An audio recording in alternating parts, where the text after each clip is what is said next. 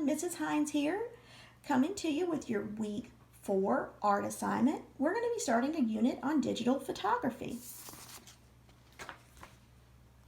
To complete this project, you're going to need either a digital camera, a cell phone that has a camera feature, or a tablet that also has the camera feature to it.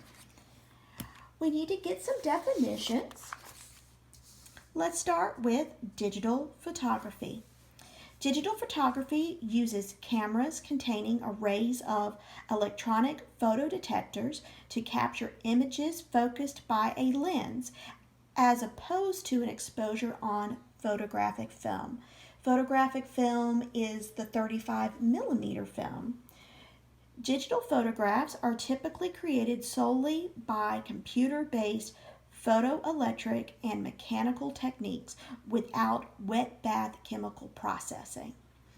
If you were using a 35mm camera that had film in it, you would take the picture, but you wouldn't get to see it instantly. You would have to take that film, put it into some chemicals in a dark room, and then have that process and put it onto photo paper and then develop that photo. So you don't get that instant once you take the picture that you see it. You have to wait for that photo to develop. This week we're going to be focused on still life.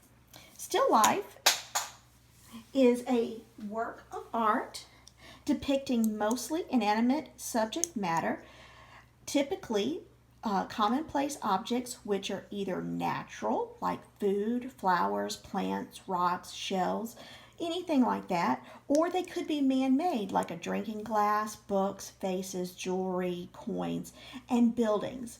It can be anything.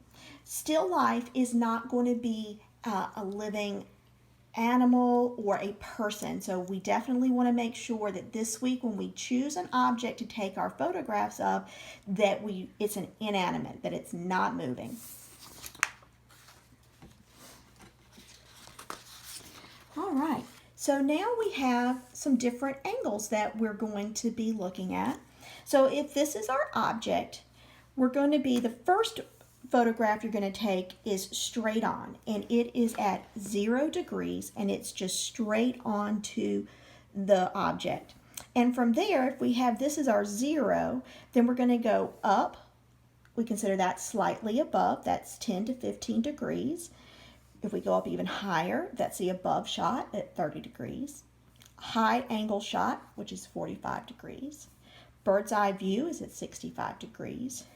Or if we go all the way up, top down, which is at 90 degrees. So you can see we're right above that object. And if you look, these degrees are like a protractor, like we learn in math.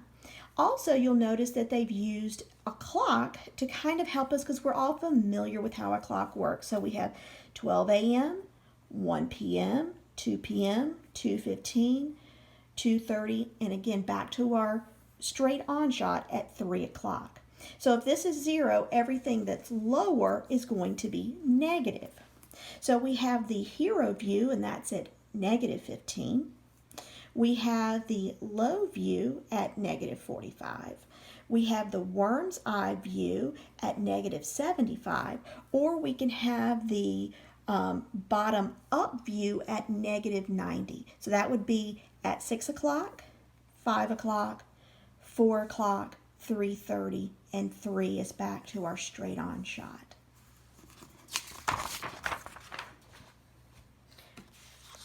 Another type of picture that we can take of an object is called a close-up.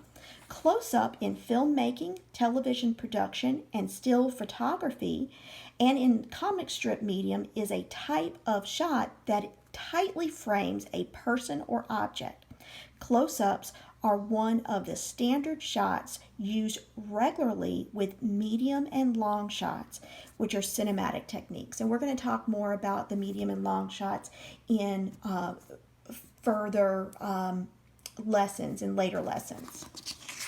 So this week, your assignment is to pick one inanimate object. Remember, it's not going to be a person or an animal. and you're going to take 4 different photographs. The first photograph is you're going to take one that's straight on. Then you're going to take another photograph that is going to be above that, remember, from the 10 to the 90-degree angle. So you'll pick any of those shots that I showed you on the earlier picture from this one. So the first one is going to be here.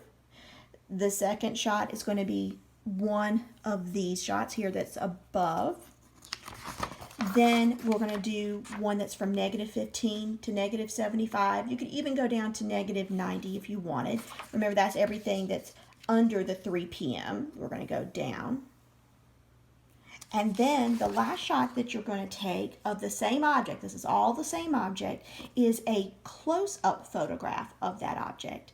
And I'm going to put some pictures at the end of this video so that you can see examples of that I did in my yard, but it can be anything. I look forward to seeing what you guys choose to make the subject of your still life. You can either submit all 4 of these photographs to me via Edmodo, or you can send it to me on my Gmail email here, the ehines@htcs@gmail.com.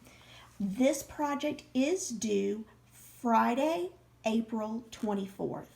If you have any problems and don't have access to something that can take digital photographs, such as a cell phone, please send me an email or send me an Edmodo message, and I will be happy to provide you with an alternate assignment. Guys, I look forward to seeing you soon, and until then, start snapping some pictures. This is a straight-on photograph. This is a worm's eye view photograph. This is a close-up photograph. This is a low view photograph. This is a bird's eye view photograph. This is a top-down photograph. This is another close-up photograph. This project is due April 24th.